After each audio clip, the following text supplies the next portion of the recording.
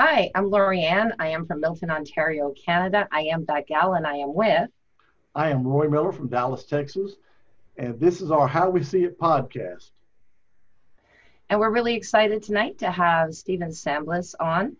We connected through Forbes Riley, and it was at the start of being offered to be a part of Habit One. And when I looked into it, I found out that Stephen has more than just one of these books. And so we're more curious about what's going on. So, Stephen, thank you for being with us. Well, thank you for having me. Yeah, it's one habit. Well, you said habit one. A lot of people do that. They do that all the time, by the way. Yeah. We just talked about that. Remember that? Yeah, and I can get wrong again. But thank you for having me. It's very nice to be here. And I was just saying, I love both your setups. Your setups are really cool looking. Oh, thank you. So, Steve, if you don't mind, tell us kind of how you got started in what you're doing with your book. Yeah, well, this is we have 2 hours, right? So the way this began, I'll say about 3.5 years ago, I was at Greg Reed's Secret Knock, and I was working with Greg, helping him to film and do the display walls at Secret Knock. Secret Knock is a very interesting event. It's an invite-only event. About 300 people come, and it's a combination of course, attendees, but also huge high achievers like Frank Shankowitz, who started the Make-A-Wish Foundation, and Ron Klein, who invented the magnetic strip on your back of your credit card, and people like that. So at any rate, for many years, many years, I've just explored human potential and tried to figure out, beyond what I read in books and what I listened to audio tapes, the thing that really made people stand out. You know, the uncommon denominator that's common in successful people, but uncommon in most of humanity. And so anyhow, at this event, I had the camera, and there was this thing where all the attendees were, and we're in this big room with the speakers and authors, and they're signing their books. And I had the camera. I said, you know what, something?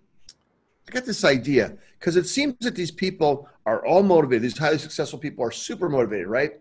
And the thing that seemed to be different is the stuff they did, okay? The habits, the things they did every day. And I wanted to explore that. So I took the camera and went to each person. I said, real quick, Eric Swanson, tell me, if you could instantly instill in a child one habit, what would it be and why?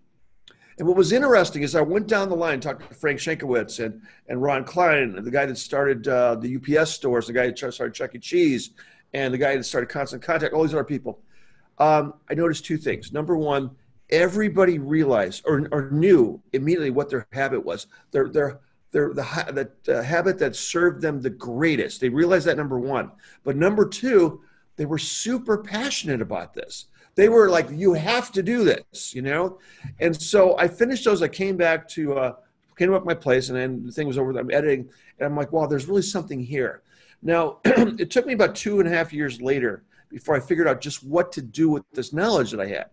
And I said, you know what? I'm going to do a book, and I'm going to ask. This is what I never published a book before. And I said, I'm going to ask 300 people the same question, not knowing that book would have been 1,500 pages. Okay. It would have been a ridiculous book. Right. And so it ended up, so I ended up contacting 100 people, actually about 3,000, got down to 100 that said yes and were willing to work with me, and a lot of just amazing people. And I did this book called One Habit. It was in July of last year that we released it. But I'll say this, never published a book before, wasn't a great writer. Grammatically, I was probably horrific, but if you read what I said, it would be like we're talking, right? Yeah. With all the mistakes and everything that you make. And so I was able to publish the book through a bunch of help from friends. Basically, I didn't know what to do really. I got a literary agent. And he said to me, well, this is a great idea, but don't expect to make any money. I'm like, well, why would I do a book? And he goes, because now you'd be a bestseller, maybe. I'm like, no. And so I went to my friend Mark Tufo, who does this series called Zombie Fallout, a very successful horror series. He's printed like 20 books in this series, maybe more. And his wife handles they're self-published, handles the publishing. She taught me how to get distribution, what software to use to lay out my book. She taught me everything. And we did the one book, and I never thought I'd do another one. And the book did really well when it launched. People were like, wow, this is kind of cool. And all the people in the book started writing me and say, Steve, this is becoming a movement. this is more than one book. Let's do other specific type of habits. And that's when, and so the next one was, it was Thanksgiving last year. We then did One Habit for Women Action Takers. We then did One Habit to Beat Cancer. We did, I'm going to miss up one. We just released One Habit for a Thriving Home Office. We've done 5 now, and every one of them has become a bestseller. And I've got 24 more books that we're working on right now that are coming out. Like right now, I'm working on the one with Forbes Riley, One Habit for Entrepreneurial Success. And we'll have about 100 people in that one. The book's going to be about 450 pages. And what's cool about the books, by the way, guys, is you don't read it like a normal self-help book. You take it and you flip through it and you let a habit find you. And you read it and say, okay, if I put that in my life, if I made that something that I do every single day, will it change my life? If the answer is yes, you do that. And then once you have that, and it's part of what you do and part of who you are, you grab the book again, you flip through it again. And the mistake people have made when we first did the first book is they started reading from the beginning to the end. And they're like, oh, I can't do all this. But the idea is just one habit can change your life forever. So in that book, in these books we do, you just need one habit. And it can really make a huge impact. Some of the habits are really simple. Like you can literally apply them and they'll be part of you in 5 minutes. And other ones will take a month or 2 to apply. But here's where you get to with that. All these people that I was studying that, see, here's the thing, motivation gets you started in life, right? It gets you going. It gets you amped up and excited, but motivation is like a gas in your tank. It runs out. Mm-hmm. Your habits are the things that really keep you going. Your habits are the thing that when you're down in the mud and it's raining and your leg is stuck, that pulls out the right leg and pushes it forward and the next leg and moves you forward through life. Your habits do that. Your motivation is nice. It gets you going. But without great habits, you really will never succeed. So that's a really long version of how I started. Well, it's interesting because there's an admiral, and I can't remember his name, that gave the speech to a graduating class. And that's what he said. Start out, make your bed every day. He said. Yes. I mean, something simple as that, right? Mm-hmm. Yeah, and I'll tell you what, Roy. What's interesting about that is that it's actually one. Oh, can I tell you? I got to tell you something else that's really interesting. So now we're on 6th book, about 500 habits throughout all of them, because some are more, some are less in each book, and very seldom do I hear the same habit. And when I do, when they're kind of similar, the reason why, because the book has, here's the habit, here's the reason why, and then here's the unhabit, something to get rid of. But something just like that triggers an action that now becomes a ritual for you that you do every morning. The consistency that making your bed puts in your life is extraordinary. And it's such a little thing. It's such a little tiny thing. And you know what? I tell you what, tell me if you guys notice this. When something is extremely simplistic, do you notice that a lot of people will devalue that because it's simple? Yeah. You guys notice that? Yep. But in simplicity is the greatest beauty. The greatest math equation is 5 digits and signs rather than 2,000. The hardest thing to do is tell somebody an elevator pitch about who you are, as opposed to take 7 paragraphs and write a bio of you. So simplicity is actually an incredible thing that I think we need to embrace. And fixing your bed in the morning is a great idea. It's one of those that actually sets you up for other habits too, Roy. Yeah, that's what he says. And I just thought that was really unique. I mean, who would have thought? Making your bed, really? I was brought up that way. It was one thing, and we had this joke because I think we talked about this, Steve wrote. There was one thing. My ex-husband didn't have that, and yet he's very successful, but that was not his habit one. And I used to get upset going, when you make your bed, it means that you're up. And when you can pull it down again and go to bed, it means that you've accomplished your day. Oh, I like that. Yeah, and that's true. I can't imagine, I can't leave the house without making my bed. Cannot do it. I'll tell you something else that's interesting. When you have a habit like making your bed in the morning, that is a part of what you do every day. it allows you to add other habits on top of that habit. I'll give you an example. If putting a book on your nightstand is an evening habit, okay, that will lead to you reading 30 minutes a night, you know, or maybe there's, or maybe right after you make your bed in the morning, you can add on to that and then take your vitamins, you know, something like that. So once there's a habit in place, it's a lot easier to add a secondary habit on top of it. So that's why a simple habit like that, now that you have that, you can stack other habits on top of it, which I think is genius. It is. One of my sisters, I call her OCD, but she has a routine. On Monday she does this, on Tuesday she does this, on Wednesday she does. I mean, she does not break that routine. If she's set up, go to do her laundry, she does her laundry. She doesn't do anything else until the laundry is done. I mean, that's a bit. Isn't that interesting? I think that's. I think that some people, by being OCD, by doing those things, are actually highly functional. Now, some people take it so far that it gets in the way of life, but you know, somebody that does their brushing of their teeth every day, or their vitamin. There's certain things that, you know what it is. I'll tell you what the difference is when they're OCD. They notice what they're doing. When that's just a habit. See, habits are automated, and you don't think about them, right? Mm-hmm. It's just what you do, you know. Whereas somebody, it seems like, no, I'm not a doctor in any way, but I think when somebody has OCD, not only do they do the habit, but they also pay attention to, I am now doing this. It's like all of a sudden you're hearing your heartbeat, and all of a sudden you start hearing yourself breathe, and you start thinking, did I breathe just now? And then you end up getting a panic attack. I think it's that kind of thing. So an OCD person is probably somebody that's just, I could be totally wrong, but it feels like it's somebody that has those habits, but notices that they're doing them, rather than letting them be subconscious. And I don't know how you let go of that, but I think that they're actually set up for success if you can figure out how to let that go. I agree with that, because I was OCD, and then I had to let go of things. And like when I clean a house, I would notice every little tiny thing. If I let it go and just said, let me just do one thing at a time, but it becomes to the point where you focus on all of this stuff instead of just, you know, it might over consume you not to be able to move forward, is what I'm saying on other things. So interesting, isn't it? So the line of demarcation between having habits locked in and being hugely successful and that OCD is probably really thin, you know, which is quite interesting. I never really looked at it like that, but that's incredible. It's incredible. Well, you're highly functioning now. How'd you get rid of your OCD? I got divorced. There we go. You divorced your OCD. That's one way to do it, I heard. So the legal paperwork thing is what it actually is. Boy, call your sister immediately. We got a solution for her. Well, maybe not. Maybe that's a bad thing.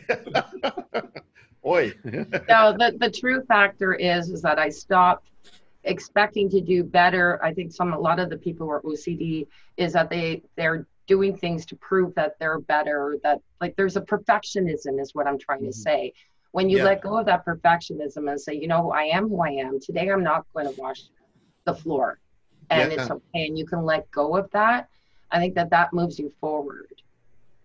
So you can't be perfect all the time. Yeah, and one of the habits I saw is to. So by the way, so there's all the books have a habit, a reason why that this habit's important, and also, by the way, so each book I did became better because I bring a co-author into a book. It's a co-author's responsibility to bring in 50 to 100 people as contributors, and then we use my system that I put in place to do each book. And LaurieAnn, you've been through it. You see how I have a very precise system that allows people to create their chapter without going all over the place. I keep them real tight in this lane. It makes it easy.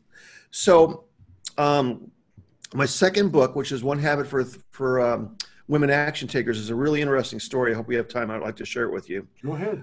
Okay, so on November 18th, we did a Zoom call with Linda Sunshine West, who is my co-author on One Habit for a Cat on Your Chair.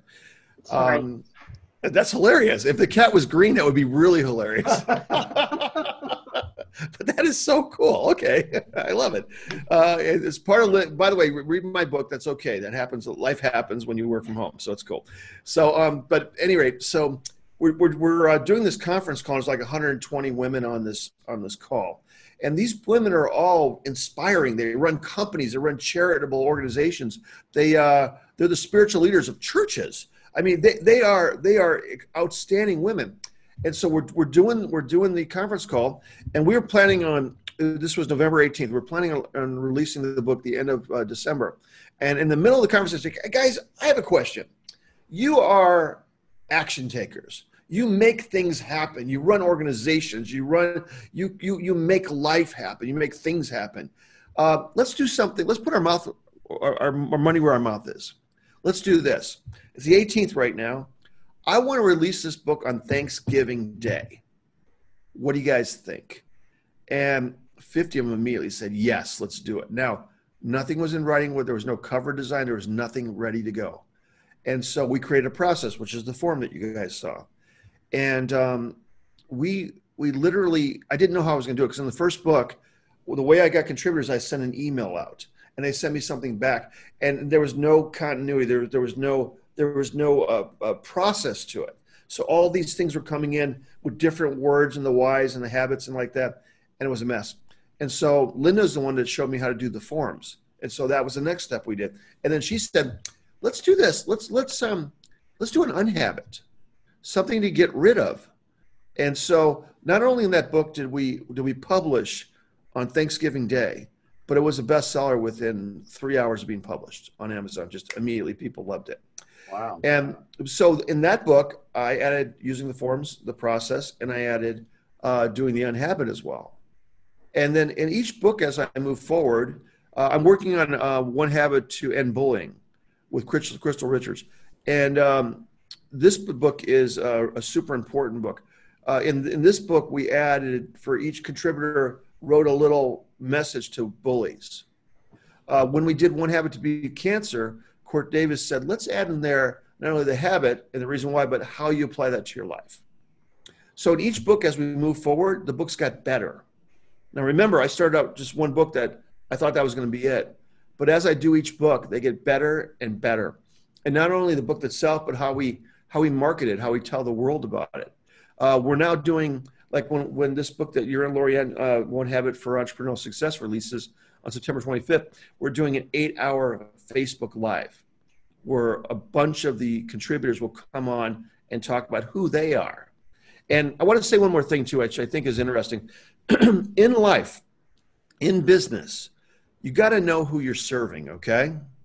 When I did the first book, I really didn't know. I thought my client, my customer, was the person that bought the book. But then as I moved forward, I started to realize that my true client is the contributor and the co-author.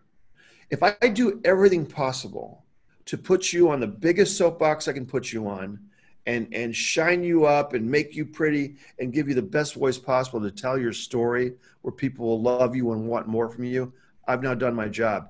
The book will sell, but also you as an author, as a contributor, as a coach, your life and your business will be enhanced as well. So I think in life in general, and business in general, especially if you're an entrepreneur, you got to figure out who the true client is. And I think that's a really important thing for you guys for everybody to remember, because we make the mistake all the time looking at the wrong target. Years ago, I heard a quote from who's the guy that started Virgin Airways? Richard Branson. Yes. He said, now I'm paraphrasing this completely and probably murdering it, but he said something to the essence of, when he was asked about customer service, he says, he said something similar to this. I don't focus on customer service. I focus on really taking care of my employees. Because if I have happy employees, they're going to create a happy product.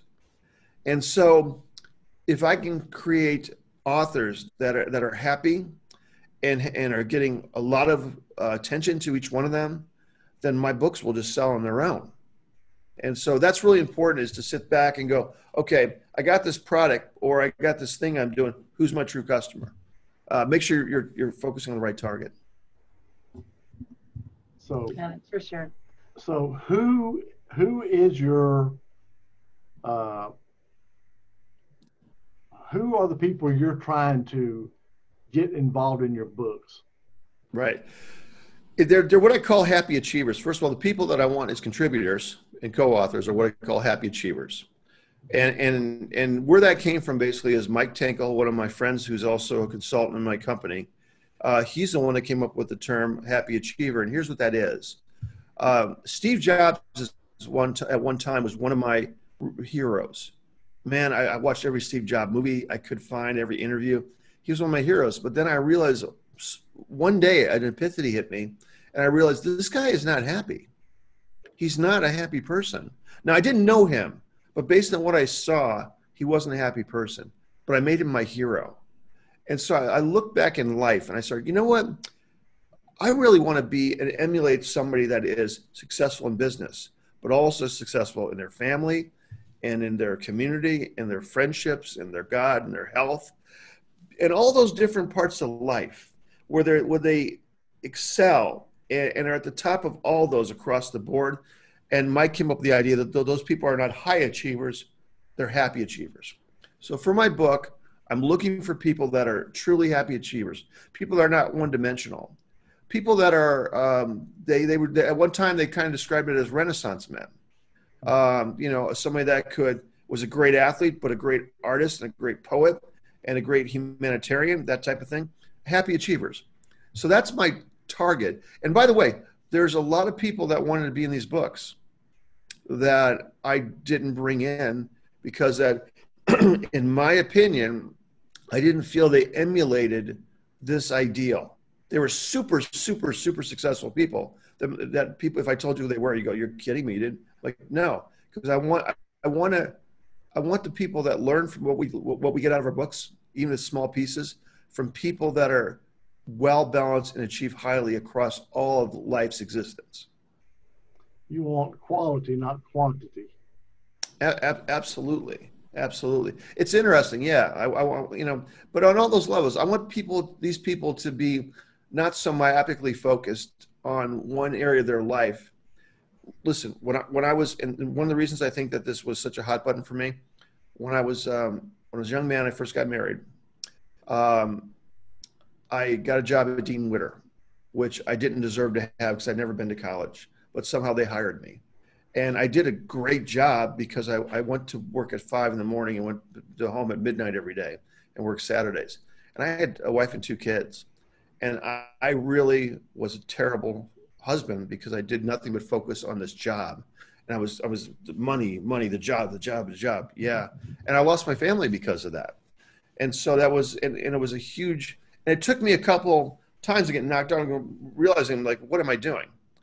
And what's interesting about that, if you're somebody that's so focused on the job, only the job, leave me alone, I'm working, and all of a sudden one day you decide to take one day where you let go of that, you suddenly realize that there's so much more space. You had time for your family, actually. You had time to go work out. You had time to have dinner with your family. You had time to spend some time with friends, and your life is better when you do these things. So these people they're so focused on this one thing, like Steve Jobs was on his company, and I think based on the data that I've read, kind of pushed everything else out of his life. It's surprising how much more room you actually had, because the time you're spending pushing things away that's actually time too that you could be spending with the family, going to church, doing whatever the other important things in life, right? Balance. Yeah, absolutely. Yes. Happy achievers. I can speak to that. I'll ask this guy one time to need to work overtime. We really need you, no, man, please, no. I said, well, why will you not work overtime? He goes, I've worked for a lot of companies and I've been laid off. I've worked nights and worked Saturdays, Sundays, whatever. But you know what? My family's never laid me off. Yeah. And that's so real. That's so real. Wow. I said, wow, okay, I get it. I totally understand. Yeah. 100%. And by the way, I think that here's what's cool about this. You do a book like these different books we're doing, and I'm just looking to help one person. if one person out of a billion people out there read this and change their life, that's the goal. You know, obviously I want to do a lot more, but if that guy, if that guy taught you something, you know, it's amazing how, it's amazing. You know, my whole company, this whole existence that I'm in right now is based on the exploration of human potential. I formed my company for the sole purpose. It's a multimedia company. We have books, but we're also going to be doing TV shows, and we're going to be doing movies and virtual reality and things like that. Because we're a virtually integrated media company with a core focus on the discovery and the education of human potential to not only find what makes people great, but teach people how they can become great through the knowledge that we acquire. And you know what's really interesting? In a time of uncertainty in life, people tend to gravitate towards knowledge. They said people start reading the Bible when all of a sudden fireballs start shooting out of the sky, don't they? Haven't touched it in years, but now they know it's around. They go looking for it, right? When things are a little tough, that's when people will start exploring knowledge. And what we need to do, people like me in my business, is to help people when things are good, to say, okay, doing really good, you're in great shape. Why don't you do just a little bit better? Don't get complacent. Don't get comfortable. Because by the way, there's no finish line. There's no goalpost in life. You know, there's no looking for the right exit, because the exit is death. You know, life is this beautiful journey that you can enjoy through the front windshield or the back windshield, and you got to be in it. You know, you have to be in it and enjoy it and just be a part of life as it's happening. Not looking for, not spending all your time looking for that finish line, because you're missing what's right in front of you, right? You know, that's what I believe anyhow. I think it's correct. Well, I agree. You said your purpose is trying to, make an impact on at least one person. Yeah. So have you gotten any feedback from people saying, "Oh man, I read your book and this changed my life. This happened to me and that happened to me because I read it." Yeah. And it made me cry. It was just so emotional to me. You know, the happy tears. I'm that guy. You know, I'll watch the sad movies by myself at home. You know. Yeah. And as a matter of fact, it was unexpected. As like I go to Amazon and I read this one review that this woman bought one of our books. I think it was the Thriving Home Office book actually, and started applying habits right away and taught it to her daughter, to the point that her daughter wanted to borrow the book, and she's like, "No, this is mine." And so she bought a second copy for her daughter. The guy, this one friend of mine, actually, I just sent him a book, not even expecting anything of it. He wrote this beautiful review about it, about what he saw. And he used to publish the DuPont Registry for years. I get emails all the time. And you know what's interesting? The emails I get a lot of the time are people that have found success by taking just one of the habits. And that impacted their life so much that they wanted them to be involved with us. They're like, you know what? I want to be in your next book, or I want to co-author a book with you. I have this idea. And so that's been just, to me, it's worth more than money. Yeah. It's incredible. You know, because Zig Ziglar said, if you help enough people get what they want, you'll have everything you could ever want, right? Mm-hmm. And I just focus right now on creating something that's beautiful. And I want to say one more thing too. I was doing this interview about a week ago, and something hit me. The guy that was he was about my same age. This book came out in July of last year, and I have always been searching in my life for something that I loved, something that I could change the world with. I've always wanted to do that, you know, write a beautiful song or write an amazing story, and I can't do those things. And so my whole life, and I did well, did a lot of different things, you know, had an amazing life, explored the world. But it wasn't until I was 58 years old in July of last year that this one habit came to me, and it became a thing. And so here I am I was 59. I have my 60th birthday coming up in September. My whole life I never had something I loved so much, something that I felt so passionate about. And so that's a message in itself, that I don't care how old you are, how young you are, you can find your purpose at any moment in life. And so many people at my age, especially, discount themselves and go, well, it's too late. Yeah. And yeah. And you know what, guys? It's not. I was literally 59 years old in July of last year. I'll be 60 once again this year. And that's when the greatest thing that I've ever created in my life, with the exception of my children, happened to me. And it became this thing this wonderful journey that I'm on, something brand new. And here's the thing. I think that whenever the time is right for you, God throws you the clues in the right directions to go. The God or the universe, whatever you want to call it. Okay. And if you pay attention, then great things will happen. But a lot of people just don't pay attention. I saw this thing, I was doing something else, and these books came along, and I even talked to people that I was doing the other thing with, and they're going like, "That's books, it's stupid, you're not going to do it. It's one book, And I'm going like, no, there's something here. I know there's something here. And you got to pay attention. You can't be like Blockbuster. Blockbuster is the ultimate example of a company that was like, nope, we got buildings. We have buildings, and we're going to use our buildings. It doesn't matter that we have this giant list of everybody that's ever rented a movie from us. We're not going to do online. And then Netflix came along and destroyed them, right? Yeah. I don't want to ever be, is that me or you guys? Okay. So I think that there's something to be said about just paying attention and realizing that at any point in your life, your mission, your thing might appear to you, and just keep your eyes open for it. Because first of all, it's never too late, and it's never too early. You could find your mission or your life purpose at 12 years old, right? Mm-hmm. Absolutely. I've been doing that since I was 12 years old. I've been doing different things, and, from starting just as crazy as, charging people to come in because we had a haunted house in our garage where I did I love that show, and you wow. finally do it, right? And I love that. You never give up, though. I mean, I'm your age, and my birthday is September 2. I mean, you're younger than you, though. But it never stopped me from the times that I've tried, and I failed, but I come back again. And I think that's another important thing, is that if you do end up, I had an auto repair shop, I lost it. And my daughter said, you're an inspiration to me because you didn't just stay there and say, it's never going to happen again. Yes. Oh my God. Wow. That is inspiring. Yeah. Because so many people, they have one defeat and they're going like, oh, that's all we get. Yep. Wrong. You get defeat every minute. Come on.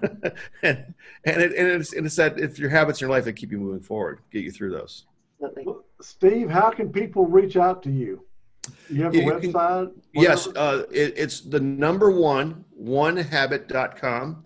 And you can go there and see not only the books that are available to you now, but also we have about 24 books in the making. You can see the books that are being created right now as well.